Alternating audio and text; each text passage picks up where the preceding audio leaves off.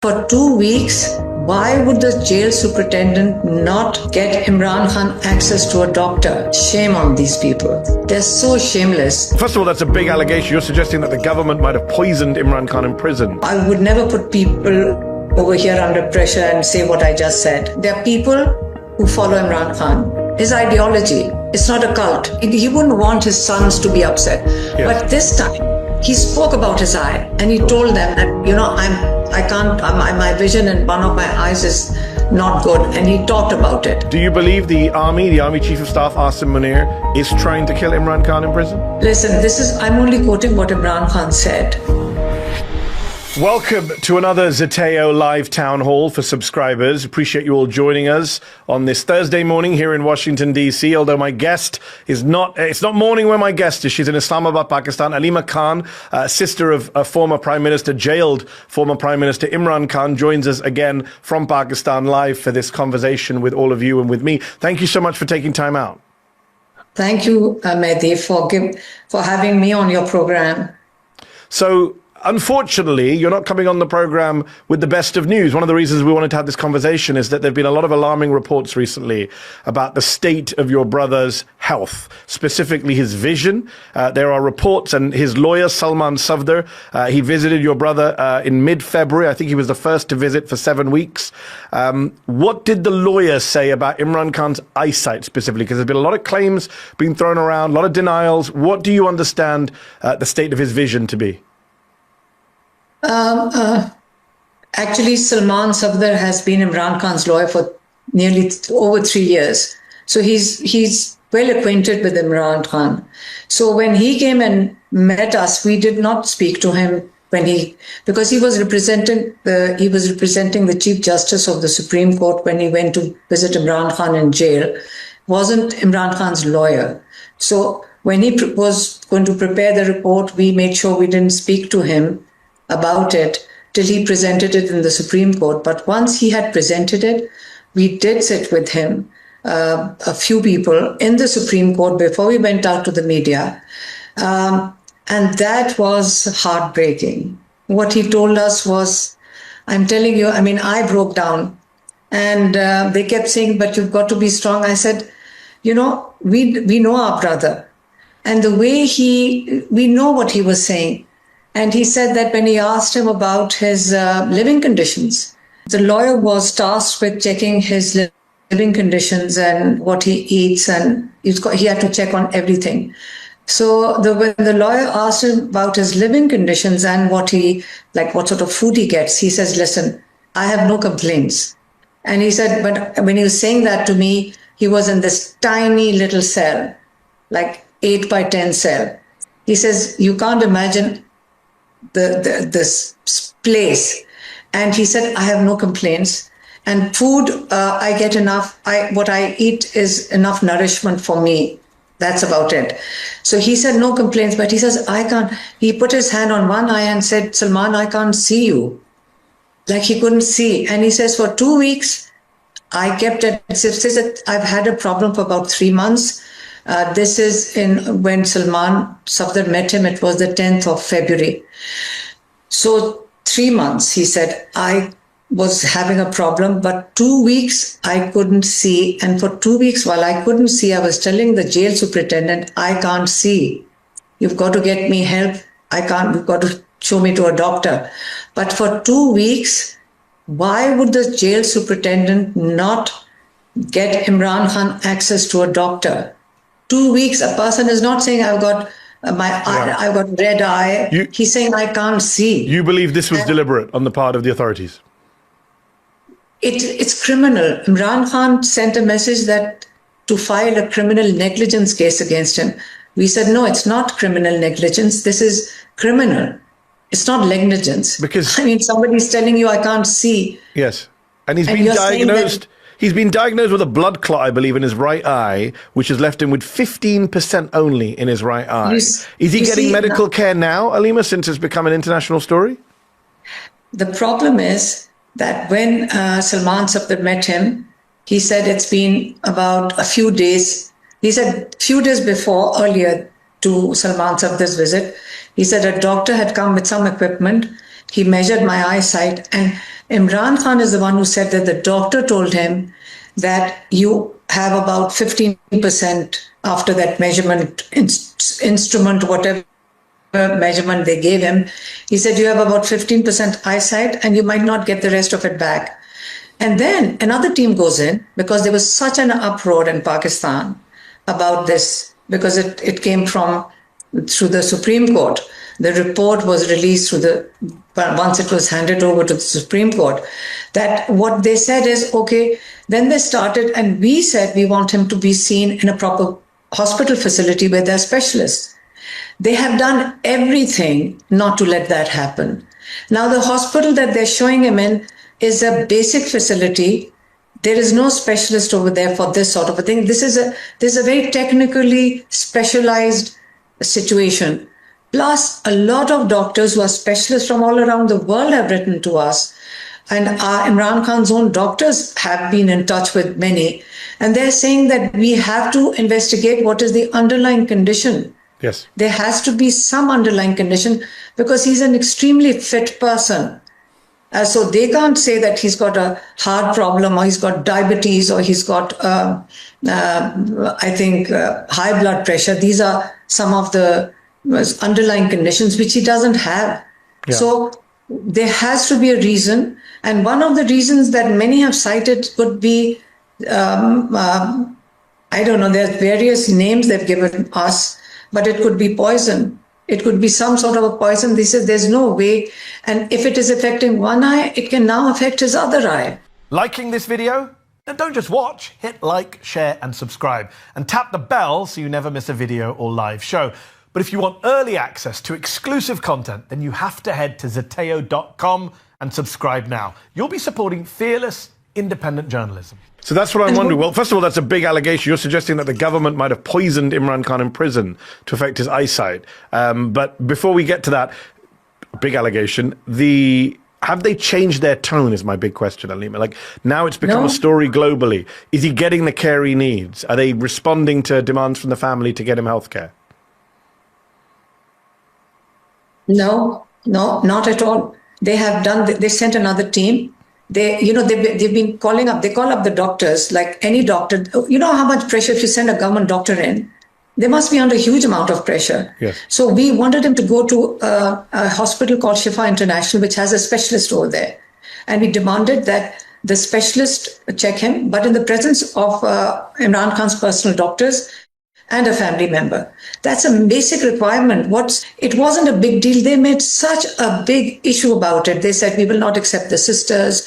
Then we said, our cousin, Dr. Berkey, he's visiting from USA, he can accompany him. They refused, and they said, no personal doctor.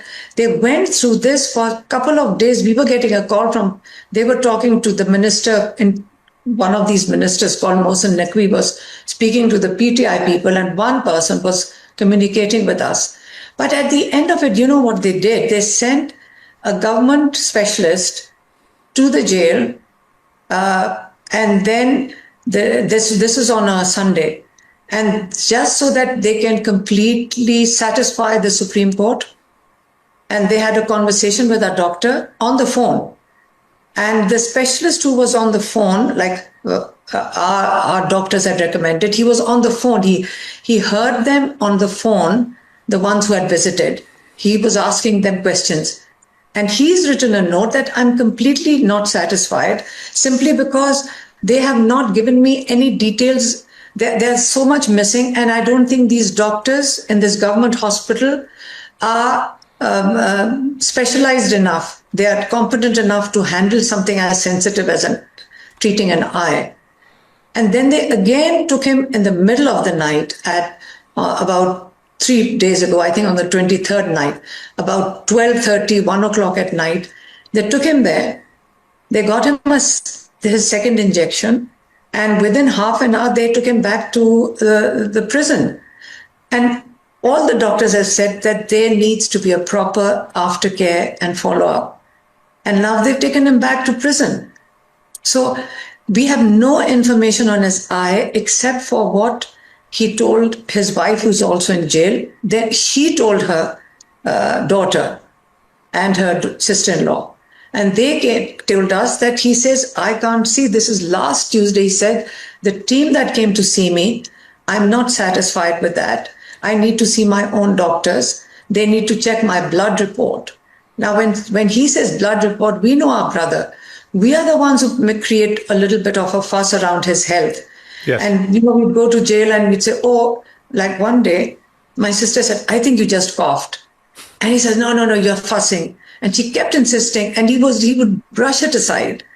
And then one day he had a red eye, and he had a slightly red eye in August last year. And we said, oh, you've got a red eye. He said, no, I'm putting some eye drops in. We came out, we came back, we got our lawyers, and we filed a petition in court for an eye doctor to see him.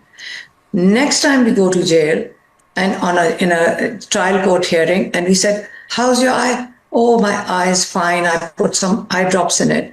And then the doctor changed the number on my reading glasses, and I can read better. That's all he said.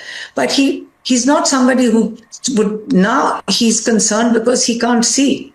And in December, when my sister visited him, so in these past 4 months, only my younger sister was allowed to go in once in October for 20 minutes. Then in November, I think 3rd November, whatever Tuesday it was, and then 4th of December. So on the 4th of December, he said to her that, Asim Munir is going to kill me in jail. And so you should go out and say it in public. And my sister refused and told him, I'm not going to go and say anything like that. I'm not going to talk about you being killed. And she came out and told us, and we also agreed with her. I said, no, we can't talk about, he shouldn't be talking like that. I mean, we don't want to hear these things. And my sister was upset that I wish I had mentioned it at that time when he told me to. And now it's a complete blackout. Do you believe the Army Chief of Staff, Asim Munir, is trying to kill Imran Khan in prison? Listen, I'm only quoting what Imran Khan said. Imran Khan believes that the Army Chief is trying to have him killed in prison. That's what he said in December 4th. And after that, nobody's been allowed to. Most probably they record everything that's being said over there. And after that, we have been absolutely no connection, no contact. Nobody has had contact with him except when Salman Safdar went to see him. You mentioned the no contact. His sons, Qasim and Suleiman, who I interviewed in London. They spoke to him. Yeah, they finally got a call with him. I spoke with them in December in London, and they were telling me that they were trying to get visas to go visit him. Khaja Asif, the defense minister, told me when I interviewed him in New York at the UN, it'd be fine for them to come visit. He would guarantee their safety. They haven't received those visas. They haven't been able to visit him. Do you know if there's any update on those visas? And do you know what they spoke about with their father on the call? Knowing Imran Khan, the first thing he would do is he will make sure that he doesn't upset anybody. He wouldn't want his sons to be upset. Yes. But this time he spoke about his eye. He was concerned about his eyesight, and he told them that my vision in one of my eyes is not good, and he talked about it. Like, you can't see. I mean, it's simple as my sister said. He can't see, and he doesn't have the details that we have over here. Like all of us, like what information is available outside to us right now is not available to him inside. He doesn't know what could be wrong with him. That's why he said, I want my blood checked by my doctors. The blood report should be checked by my doctors. So they have not shown any test reports to anybody. They haven't shown any report to the doctors, to the family. We have no information. And do you have any updates on whether the sons can visit his? They applied for a visa on the 15th of January. On the 15th of January. And there is no response from the embassy. And then here on television, the ministers sit on television and say, oh, if they had applied, we would have given them a visa. So somebody asked me, I said, I gave them the tracking number. I said, check the tracking numbers. You've got the tracking numbers, tell them to give the visas. They don't say yes or no, they just don't do anything.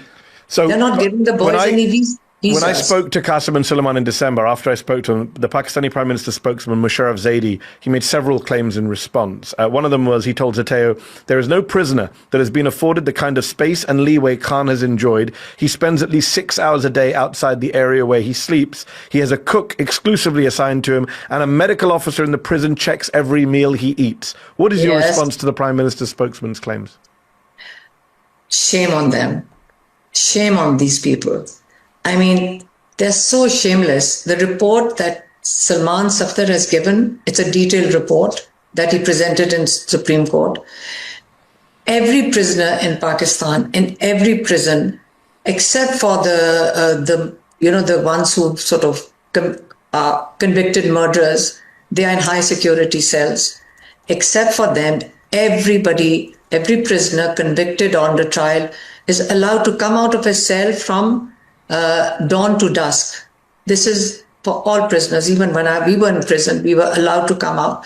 So everybody comes out and they are in the courtyards. They can roam around. They can go and make telephone calls. This is for normal prisoners, not for Imran Khan. He's supposed to be in high security, so they only allow him out in a particular courtyard. Yes. And he can spend time there. Now, we have no information. Remember, he did not talk about any of this. The Salman Safdar, who saw his cell, he says, when he said, remember, Imran Khan has conditioned himself. He tells us as well. I'll tell you what he tells us. He says, now being his younger sisters, we get a lecture from him sometimes. So we dare not ask him about his living conditions. He says, listen, there are needs and there are wants. If you condition yourself, wants are unlimited. But if you condition yourself to what does a human being need? You need subsistence, some food, and you need a place to sleep. And that's what he's conditioned him. What he does miss, and that which upsets him, and he mentioned it to Salman Safdar when he visited him, was his books. I'm under trial in a court in Rawalpindi. It's an anti-terrorist court. And I have gone to the judge with books for him. And I said, please, because they don't allow us to send him books, please send books for him. The judge personally sent his people to Adwala jail to deliver the books. And he told me, he said, out of 11, 2 books have come back, but 9 have been delivered to him. Next time I gave some more books. Well, we don't know if he can even read the books right now, given his eyesight situation. I want to take some questions from the audience before we run out of time. We've got some Zateo subscribers watching the conversation live. Subha Imtiaz says, hi, Alima. Sincerely hope your family is doing well in such a difficult time. My question is, do you think it is worth it, she says, for Mr. Khan to continue this resistance with a regime that is so corrupt? Is it worth it for him to lose his life for a country which has destroyed a national hero? I'm breaking down while writing this. It is not worth it. What's your response? Then you have to know Imran Khan. Everybody thinks that people decide for him. He's reached a point in his life where he has repeatedly told us also that, listen, he's standing up for his principles. So let me repeat his principles so that you'll understand what he's standing up for and what he believes in. He said, rule of law. Without the rule of law, no country can survive. Fair and free elections. Both these things are related to the people of Pakistan. So he is doing it for the people of Pakistan. And that's all he's saying. They say, oh, he's very rigid. You know what they want him to do? They want him to just leave the country or keep his mouth shut, don't speak, and let us continue with whatever we are doing. That's the problem. And he's saying, no, the people of Pakistan, he's been saying this for 30 years plus, that you have to stand up for your own rights. You have a right in this country. So if for somebody who's put in 30 years of his life, he has reached a point, he says, I'm answerable to Allah. And when I go and face my Allah, I will be able to say that I did the best what I could do. This is Imran Khan. And there's nobody, none of us, we are very proud of him. So We on believe that in note, him, Alima, but he won't give up. So on that note, Hussam Badi asks, with such treatment for the last few years, especially now with his eyesight, how is Imran Khan's morale lately? His morale and his physical fitness. One day we told him that, you're fitter in jail than you were outside. He says, well, I have all the time in the world, I'll exercise. He exercises. And he's very disciplined with his exercise. And obviously he gets more time, he exercises a lot more. So he keeps himself, his mind and his body. This is the challenge. What are the two things that have happened, which is why we are Imran Khan is in this situation? He refused to give up, one. And secondly, the people have refused to give him up.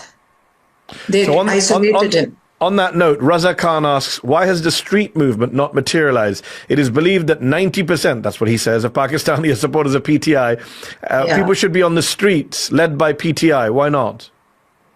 Why aren't they? Actually, this is what, this thing, but they did when his eyesight problem was identified. That's when, when the people come out, they have come out on the 26th of November, and they came out in hundreds of thousands when they marched into Islamabad, were very peaceful. We were there. My sisters. So we don't take children into a place like this if there's going to be a problem. And they had sniper rifles shooting at peaceful protesters. So nobody wants to do something that will lead to people getting killed. It's not something, it will take a lot of courage for anybody to say, I'll take people out when they have snipers sitting on rooftops firing at them. But if they don't solve this thing, they know that there's anger that is brewing. As you pointed out that 90% people are standing behind him, and that is why he's in. Sorry, we had a bit of an issue there with your wife. There's a peril of doing the live chats. Let me ask. Multiple people in the chat are asking. Ali Khan, who else? Nafisa Rizvi. Bunch of people are asking, what confidence do you have in the PTI leadership? I believe this week you criticized the leaders of Imran Khan's party for not taking a strong enough stand on his cases. What is your position on the current leadership of his party? No, what I did say was, remember, Imran Khan has repeatedly asked his top lawyers. He had a lot of top lawyers. In fact, it was easier in these difficult times for lawyers because some or the other, they don't, they don't take them on. They don't sort of put them behind bars, and they are very senior lawyers. And he's been repeatedly asking that they have to go to Supreme Court and to High Court and sit there till they can get Imran Khan's cases put on the list for hearing. Because what's been happening is the two cases in High Court on which he should be, and him and Bushra Bibi should be getting bail, this judge, the Supreme Court Chief Justice, has not let that case come up, has not heard the case since over 1 year. So what he wanted is that there are only two cases. If he gets bail in it, he should be a free man. That's why we were in High Court today. So he said, just to answer directly the question from people in the comments, do you have confidence in the leadership of Imran Khan? Well, that's why I addressed it, that Imran Khan has been asking for months now for the top lawyers to go and get the cases. And it's not happening. It wasn't happening. So it sounds like you don't have confidence in the leadership of your brother's party. No, it's not leadership, it's the lawyers. I was talking about the lawyers. So, they're all lawyers. There are lots of top lawyers. So I did say... But you're fine with how the PTI is behaving in Imran's absence? Listen, at the moment, as Imran Khan says, there are people who follow Imran Khan. His ideology, it's not a cult. They're following his ideology. They understand what he's saying. The young people understand what he's saying. But at the moment, the whole country is standing literally with him. The police, the military, everybody's standing with him. So it's only a matter of time. So because the country is standing behind him, in a police state like Pakistan right now, everybody's got pressure. And we appreciate that the people have pressure.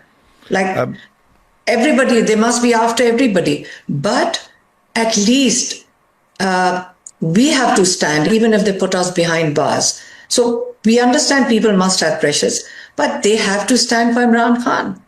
They have to, it's PTI, they have to stand with him. Okay, couple of last questions. We're almost out of time. Couple of quick questions before we go.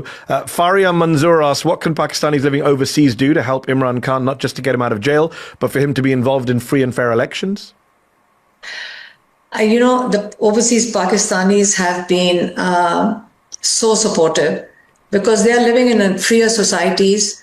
There's a rule of law over there. So they have had not the privilege, but they've been so supportive. The people in Europe, in USA, you've already been very supportive. It's been a big, big support when Pakistan was being in a fascist situation. A young boy, just to quickly tell you, a young boy, he does these blogs, and he was following and monitoring the jail. And he made a video of all the vehicles leaving the jail and coming to the hospital in the middle of the night. He was there Tuesday outside Adiala, where we are sitting outside the jail. Police picked him up. They took him away because he made a video. So today we were in the High Court. So there's a press room over there where you can have press conferences.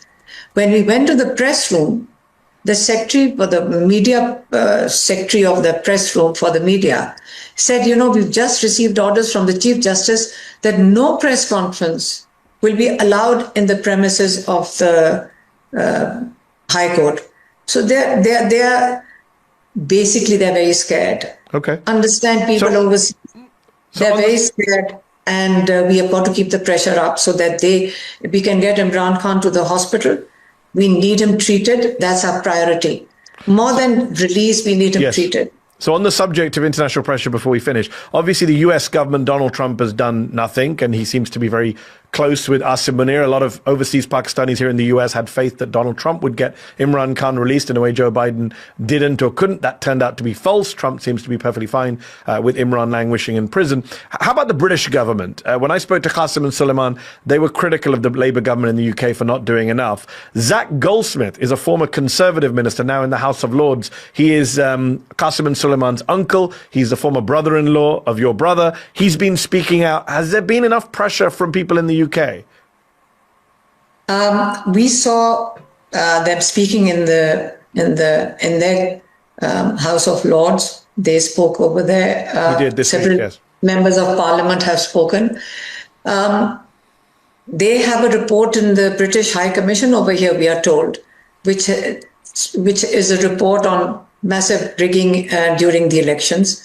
Maybe they should release that. Remember, Pakistan is a member of Commonwealth. And one of the most important elements that brings all these nations under Commonwealth together is the rule of law. Yes. Fair and free elections. So if nothing else, UK should actually stand up for when one of their member states does that. If you support a dictator, you support a massively rigged election, and then everybody's comfortable with that. So the moral authority for countries which have, Pakistan is watching, so there's social media, other countries are watching. So the moral authority about democracy it gets quite damaged. And I want to ask a question from me, just before we finish. You've been charged under an anti-terror law for a protest, a sit-in you took part in November 2024. What is the latest on the case against you? Apparently they think you're a terrorist. No, that's not the case on me. The case on me is that I brought Imran Khan's message on the 22nd of November, in which, remember, it was, Imran Khan's call was that you have to, everybody has a right, it's your constitutional and democratic right to protest for the rule of law, for fair and free elections. That was Imran, and for human rights. So these were the 3 points for which I came and gave Imran Khan's message in front of the media cameras outside the jail. So that makes me a terrorist for bringing his message out. So what's the latest on the case against you?